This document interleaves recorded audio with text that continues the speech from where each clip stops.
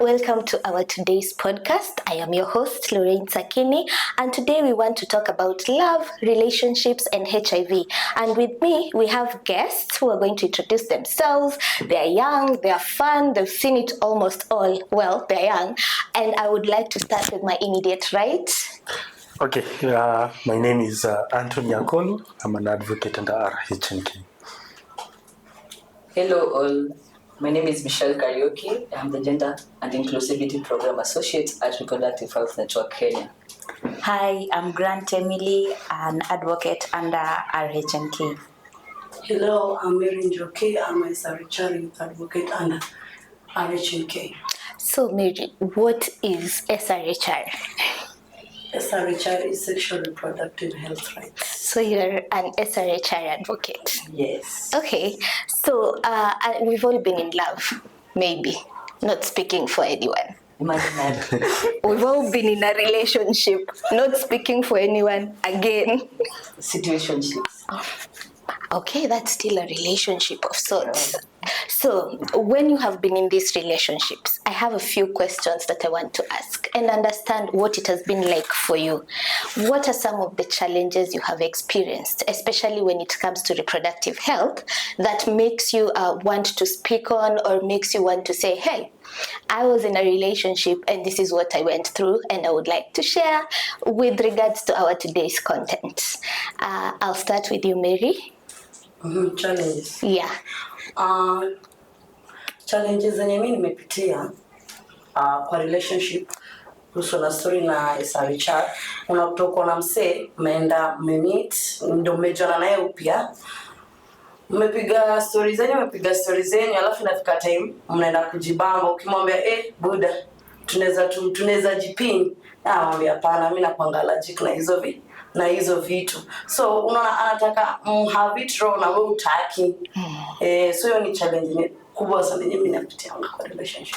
Okay, hiyo ni challenge. What about you, Emily?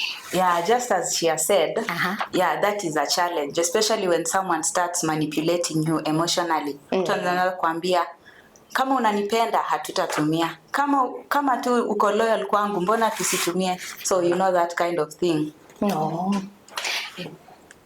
Mitch. Mimi yake kusema ukweli, ni relationships zangu zinakuanga tu fiti. But sasa kuna ile time ya kujaribu ku have conversations like in terms of kwenda kuwa tested. Inakuanga challenge, mtu anakuuliza, "Kwani you don't trust me? What do you think about me?" So that is one thing that is a challenge because you're not able to have a common conversation ama kuwa on the same ground. Mtu anaona kama una doubt. Yeah. Male representative. Okay, I think one of the key challenges that the young people face in this SRHR space is on matters to deal with access to comprehensive sexual education. Because if you look at it from the aspect of our curriculum, you find that there is a bit of a gap between access to accurate information, age-appropriate information, and as a result, you find that it makes the young people very vulnerable to misinformation and so on. So you find that in Kenya, the CSE has led to a gap of knowledge at the adolescents and the young people, and therefore it discourages a lot of young people from making informed decisions and so on. Yeah, that's one very big challenge. Where do you get this information from and the accurate information? Yeah, it's a really big challenge, especially in Kenya where unapata like kuna restrictions and then kuna gray area, hujui what I should say, what I shouldn't say, especially when it comes to adolescents and young people. Speaking of which role do you think male play in promoting sexual health, especially among young people? Okay, I think one role that the male actually do play in promoting matters to deal with sexual health pertains on the information that they are actually given by these youth advocates, people like us. When you talk to these young gentlemen concerning matters to deal with SRHR. For example, I'll tell you something to do with periods and so on.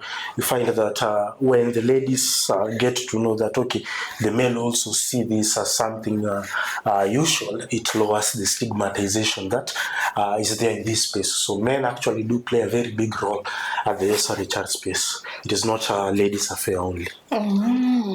And Emily, do you think that there are more things that can be done to make talking about HIV in a relationship more safe? Because sometimes you get like, probably you want to talk about HIV, but your partner doesn't. You want to discuss HIV, your partner doesn't. Yet, this is someone you're sexually active with. Whether or not you're using condoms, is knowing your HIV status important? Yes, knowing your HIV status is important. And in the instance where your partner doesn't want to hold such a conversation, I feel like involving other things, like maybe you and your partner could visit a counselor, or you could meet with other couples who have done this, and so that your partner may feel safe, and maybe they may warm up to that idea after seeing that other couples are doing it and it's something normal and it's important. Yeah, I agree. I really agree. When it comes to relationship, there are so many challenges, especially when it comes to communication. And people think that communication is only when you're saying you broke my heart. How about you broke my health safety? Can that also be part of communication? Yeah. We can't always communicate about heartbreaks, tears, and other things, and the health is left aside. I mean, I saw a meme that said you can have sex with me raw, but I can't go through your phone. Make it make sense. Make it make sense. So Mary, for you, what would you advise young people, especially teen moms, when it comes to protecting themselves against HIV? Mostly kwa community, because me mostly deal na community, na mi deal nao watu wasichana wadogo. First thing, tunawapeanga information. Like for example, 15 to 17, usually tell them to abstain. Yes, hiyo ndio inakwanga the core element. First you do what? Una abstain. Secondly, 20 to 24, tunawaambianga kuna condoms, kuna PrEP. Kama una feel you don't want to have one partner, ama yani lazima uwe na multiple partner, use condom, ama tumia this and this. Another thing, we have a series that is called Sugar. Tunawaekianga wana watch. So Sugar inakuanga mainly ina portray story na venye wasichana wanapata HIV, na ni ways gani wanapata nazo HIV. Kuna multiple partners, and a lot of things is going to kwa hiyo series. So that's what we usually do. Tunawapa hizo series, mtu ana watch. Tunaonesha the difference of condom, PrEP, PEP. Yes, we give them information. Oh, thank you so much, and those are quite informative strategies, especially saa zile una handle watoto, because let's face it, they really need to see and also practice, si tu kuambiwa kama syllabus. I mean, hata umekuwa shule unajua kitabu si kila kitu. At this rate syllabus inafai kuje kama application ndo nione venye nita perform. Speaking of comprehensive sexuality education, do you feel we are doing enough? We mostly have like guidance and counseling. Now, when it covers topics around reproductive health, unapata like topics zenye ziko covered ni this and this. Ama kwa biology, we have reproduction. Na venye reproduction happens, how a man, how a woman, vitu kama hizo. Michelle, do you think it's enough? I'll say we are trying, but it's not yet enough. Because I believe when you're speaking about CSE, it's giving factual and real facts information to children. But in the curriculum we have now, personally, if you want to have like CSE in a school, like for you to be able to be given the permission to do, there's like a whole structure you're supposed to follow. You're supposed to report from the ministry of what and what and what. But still, even when you do all that, even in school, CSE has not yet been accepted. Even now, parents are like, no. they say we are going to teach kids to have sex, but that's not what it is. CSE is more than that because it has menstruation, it has reproduction, it has consent. Consent, which is a very key aspect of life, and for the long time it has been overlooked, and I'll say we are not yet there. There is much that needs to be done, and we also need all hands on deck. We not only need parents, everyone needs to be on board, because now we see in the society where we live in, matter CSE, parents are not even ready to have those conversations with their kids, basic conversation. Things like menstruation have been treated like when a girl is menstruating in school, boys or men are not supposed to know. It's like a secret. But these are conversations that if they are put in CSE and well effected, it could be easy to even have this conversation, because it will create a safe space where children will be able to converse with their parents. That's why we see, because people don't know about consent, things happen to kids, things happen to girls, but for them they assume it is the norm because they've grown up in spaces where they were not able to talk about them. Even in school, teachers are like, this is the responsibility of the parents, but yet the parents say this is the responsibility of the teacher. So we are not doing what we are supposed to do. There is much we need to do on matters CSE, because when we speak about CSE, it is age appropriate. What is being taught to a kid who is 16 or 15 years is not the same thing which is going to be taught to a kid who is 10 to 11 or 12 years. Yeah. Adding on Cario, whether it is true, because unakutanga, for example, kwa shule nowadays, unakuta kuna wale wa teachers wanajitolea kuzungumza na wale watoto. For example, utamtoko junior secondary grade 7, teacher anaweza mwambia menstruation na happen hivi and hivi na hivi na hivi. But one thing kuja ku notice is they are giving the information, but they are giving the wrong information. That's the problem yenye tuko nayo. Haya, so mseka mimi mwenye ni pia provider ama mimi ni pia educator, nikienda kwa ile shule naomba space kwamba nifundishe wale watoto, nitanyimwa na head teacher kwa sababu atasema tunafundisha watoto wao zile vitu zenye hazifanye nini? Yes. So tuko na challenge sana. And do you think ina contribute towards the rise in HIV infection, especially among our young people? Yes. I'll say yes, it is, because when you look at the very high rates of HIV infection, according to the data that is provided, we even having kids as young as 15 years. Yes. What does that tell us as a country? They swear somewhere we're going wrong. And basically, when people have access to the comprehensive and accurate information, they'll be able to make informed choices and decisions, which will also inform their way of life. But if you keep on shunning away or hiding, saying this is not what we want to do, and we can't assume kids are not having sex. They are having sex. Yes. Yes. Like a scenario when I had a girl who was 16 years and impregnated now, 14 years. Yes. So that tells us a lot.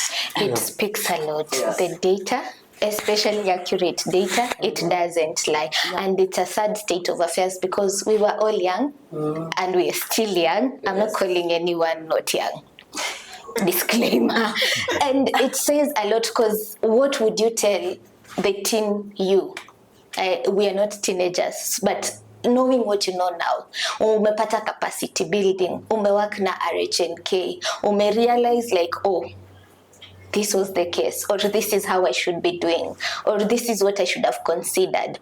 Because growing up, umesikia myths and misconception. Oh, HIV inaua, starts and stops with death. You don't know how it's transmitted. You don't know where it's coming from. You don't even know how to approach a partner and find out if they have HIV before you even continue to any level. But those are the things ulikuwa unasikia around HIV. Which poses a question. What are the myths, misconceptions around HIV zenye umesikia, and then sasa hivi venye umekuja kwa hii space umerealize enyewe people can lie. There's so much misinformation, disinformation, wrong information. So ni nini ulikuwa ushawaisikia about HIV and it stood out for you and you're like, atakani kudanganya mumeziti, you just say it as it is. Is there any one of you mwenye amesikia myth yenye you would want to share with us? There was someone who was talking about HIV, and then people were commenting, and someone said, Zuri mimi niko blood group O. And I was like, hey, okay, so kuna watu wamechaguliwa. So yeah, there's people who actually think that because they're blood group O, they can't get HIV. Hey, so and they're going to tell others, and it spreads like that. So mtu, and so, oh, niko O, so siwezi pata. So inaendelea hivyo, and I would really want to know you ilitoka wapi It's like ni kweli. Ni kweli kidogo, ninaweza sema ni kweli kidogo tu what Kuna kweli kidogo. ni wapi? I have my friend, bonake ni positive. Naye ni negative. Na kuna hiyo blood group O. So yeah, na atumi dawa. But the husband, I think anakunywa dawa. But Yeah, ako negative. yeah, ako negative. The husband is positive. Yes. Yeye ndo Yes. Sasa yeye anasemanga hezi pata juu yeye ni blood group. amepimwa recently. Yes. But the husband ako kwa dawa. Yes. So that one is different. Juu kama anameza dawa vizuri, viral load like iko chini, It goes saa down. undetectable, so untransmittable. Sasa yeye ana believe damu yake yake, si dawa. Apate nini? I am safe. Mimi ni blood group. Here I Basi come. pia mimi niko Here pia when you Niko we are safe. safe. Hata mimi yo. That is too many years. we are immune to HIV. Wewe uji blood group. So wewe huwezi jua kama uko safe. Mi bora. But that is wild. That is wild. So I think in that situation you provide education on why aelewe na ndo bwanake asiache kumeza dawa pia. Akisema siwezi spread, bibi yangu ni ako sawa. That is that one has to, hiyo imeshinda on my Nikki rank, that has to be the top of it all. Is there any other myth?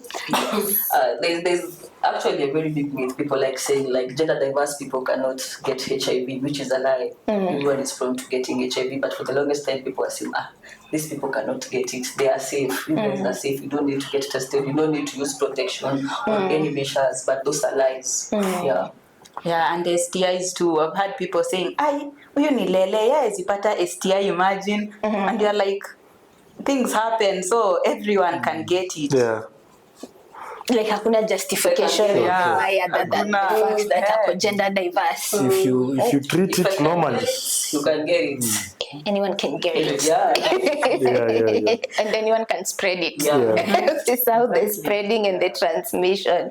So when it comes to HIV, the interventions, the issues and challenges you've gone through, especially with love and relationships. We have a conference that is coming up, the RHNK conference. We have several sub-themes that cut across. Is there any specific intervention yenye unaona, like if we advocate for this or if I present on this, hii ni kitu ikipata tu funding ama ikipata tu the right audience ama ikipata social media following, hii ni kitu yenye itasaidia watu huko nje. Like wakipata information ama wakipata tools ama wakipata condoms, itatusaidia sana na historia ya HIV. Considering kesho ni Valentine. Valentine's is coming. Where's your protection? Kuna intervention unaona ama solution unaona yenye mimi nikipata tu hii naweza saidia watu wengi sana waepuke transmission na pia waache kutransmit, knowing or unknowingly? Is there any intervention any of you has? Yeah, I think I have one intervention, and I always believe on matters to deal with knowledge. And the 8th Pan-African Conference by RHNK is coming up, and this is a platform where people are normalizing these conversations, where you feel it's a free space, such that if I sit down with Kario here and I'm talking about matters, something to do with family planning, there is no judgment. It doesn't look like a big deal. Inakaa nika unachapa story na beste yako. So you realize that in the event that you normalize having these conversations behind SRHR matters, like what is going to happen at the 8th Pan-African Conference, you realize that you are impacting other generations to come, because that information that one person gets is going to flow like a river, and many people are going to benefit from it. Yeah, so impacting knowledge to people is very important, because other people will benefit from the same. That is quite the intervention. Yes. I just like to add on bits of what Akolo said, like, I really like the initiative of Nana Binti by RHMK, where we see, because the biggest problem we have, people don't have the accurate information on matters HIV. And as young people, our biggest problem is walking into a facility, because we don't have many youth-friendly centers or facilities where we can be able. But with interventions like the Nana Binti, you are able to ask questions, you will be guided, you can receive comprehensive, accurate information, you can even be able to talk to a counselor, or even be able to talk to someone to ask questions. You can even get referrals. Maybe something happened, you don't know how to go about it, and you get these referrals. If it's a facility, this is a facility I can go to. If it's I have a question I want to ask, something happened during the weekend or maybe in between, I don't want to speak about it. I don't want to go into the healthcare facility around where I'm staying. I know there's also a number I can just call, or I can just text and get this information. And information is power. When you have the correct information, you'll be able to make the right choices. Yeah, true, very true. Is there anyone else with an intervention? I would also speak to Nenana Binti. Nenana Binti is private. I don't have to leave my house. They have a toll-free number. I can just call and say, hey, I had sex yesterday. I feel like I'm pregnant today. Could that be the case? And they will guide me. There is also the aspect of telemedicine. So if I need to test for HIV with my partner, na hatutaki kuonekana pale health center. Kwanza hospitali yenye imeandikwa VCT. Nakwambia sikanyagi. Hapana, jaribu. Sikanyagi. Wataniona tu nimeingia huko regardless of the results. Ni hivyo sasa, huku muona akienda kupima ukimwi usimkaribie.